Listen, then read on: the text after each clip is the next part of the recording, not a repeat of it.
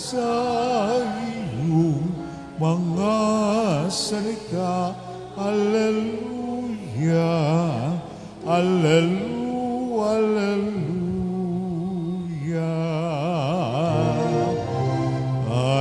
Alleluia, Alleluia. Wikain mo, o nakikinig ako sa iyong mga salita. Alleluia, Alleluia, Alleluia.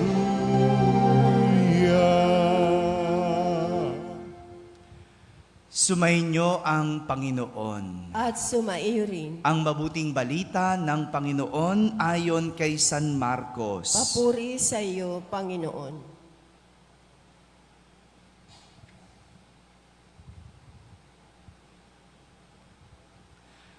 Noong panahong iyon, muling nagturo si Jesus sa tabi ng lawa ng Galilea. Pinagkalimpumpunan siya ng napakaraming tao, kaya't lumulan siya sa isang bangka na nasa tubig at doon naupo.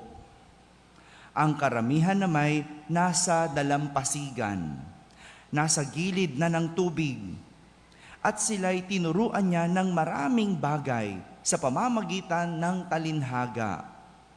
Ganito ang sabi niya, "Pakinggan ninyo ito. May isang magsasaka na lumabas upang maghasik. Sa kanyang paghahasik ay may binhing nalaglag sa daan. Dumating ang mga ibon at tinuka ang mga iyon. May binhi namang nalaglag sa kabatuhan. Agad sumibol ang mga iyon sapagkat manipis lamang ang lupa doon. Ngunit nang tumindi ang sikat ng araw, nalanta at natuyo ang mga binhing tumubo.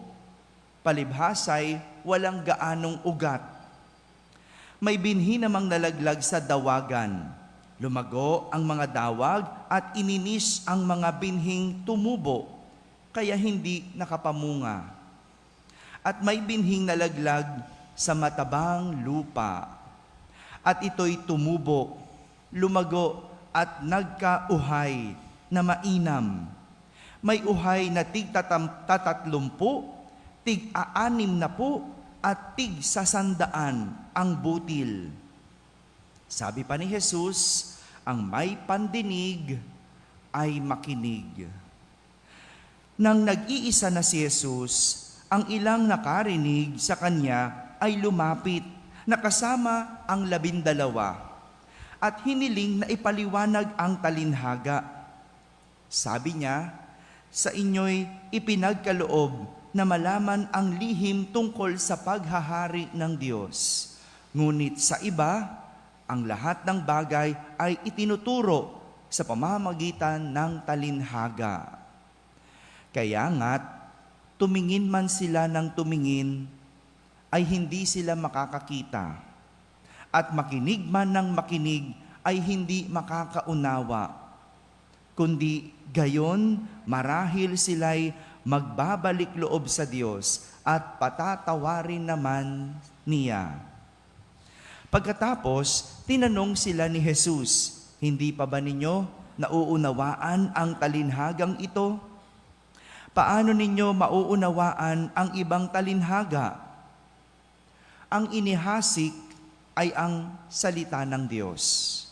Ito ang nasa daan at nahasikan ng salita. Pagkatapos nilang mapakinggan ito, pagdakay dumarating si Satanas at iniaalis ang salitang napahasik sa kanilang puso. Ang iba'y tulad naman ng napahasik sa kabatuhan. Pagkarinig nila ng salita, ito'y agad nilang tinatanggap na may galak. Ngunit hindi naman ito tumitimo sa kanilang puso, kaya't hindi sila nananatili. Pagdating ng kahirapan o ng pag-uusig dahil sa salita, agad silang nanlalamig. Ang iba'y tulad ng napahasik sa dawagan. Dininig nga nila ang salita, ngunit sila'y naging abala sa mga bagay ukol sa mundong ito. Naging maibigin sa mga kayamanan at mapaghangad sa iba pang mga bagay. Ano pat ang salita ay nawalan na ng puwang sa kanilang puso, kaya't hindi sila nakapamunga. Ngunit ang iba ay tulad ng binhing napahasik sa matabang lupa. Pinakikinggan nila at tinatanggap ang salita at sila'y nagsisipamunga. May tig-30, may tig-60 at may tig-100. Mga kapatid, ang mabuting balita ng Panginoon. Pinupuri ka namin, Panginoong Hesukristo. Magsiupo ang lahat at makinig sa homilya. Isang magandang umaga po sa inyong lahat. Magandang umaga rin sa lahat ng nasa barangay na nakakapakinig ng ating banal na misa, sa lahat ng nasa tahanan na nagsisimba via online, at sa lahat ng nasa abroad. Isang magandang araw po sa inyong lahat. Kasama kayo sa aming banal na pagdiriwang dito sa ating parokya. Isang talinhaga ang ginamit ni Jesus para ipakita kung paano lumago ang salita ng Diyos sa isang tao. Sabihin nyo nga po, lumago. Ayon kay Jesus, habang ang salita ay naitatanim, mas lalo itong nagkakaroon ng pagkakataong lumago. Parang isang binhi na itinatanim. Kapag mababaw ang pagkakatanim, agad itong namamatay. Hindi lalago kasi mababaw. Kaya ang mga taong mabababaw, alam nyo na yung konsepto. Matagal lumago. Hindi naman sa hindi. May tsansa, pero matagal. Mababaw eh. Sabi ni Jesus, dapat ang salita itinatanim ng mas lalong malalim. Kapag ito ay hindi inalagaan, walang nagiging usbong. Kapag ang binhi ay may balakid sa paglaki, walang tutubo. Tanging ang mabuting lupa na naitanim ng may sapat na lalim, ang binhi ay tutubo, magkakausbong at lalago. Ganyan din sa buhay. Ang buhay ay parang pagtatanim. Nagsisimula lahat sa binhi. Simula sa binhi. Walang binhi, walang lalago. Huwag ka mag-intay, no? Wala ka namang binhi. Kailangan itinatanim at inaalagaan. Minsan, sa buhay, may dumadating na unos o bagyo. Ngunit, kung sapat ang lalim ng pagtatanim, hindi ito agad mabubunot. Kaya dapat ang binhi matibay ang ugat. Kapag walang ugat, madaling nabubunot.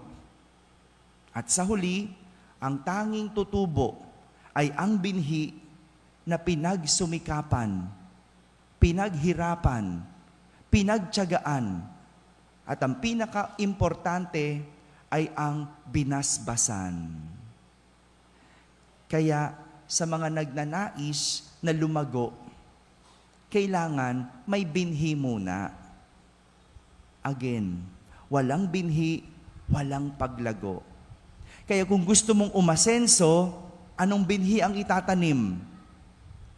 Hello, ayun, kaya pala walang asenso, walang sagot din, no? Tulala lang sila, Father, no?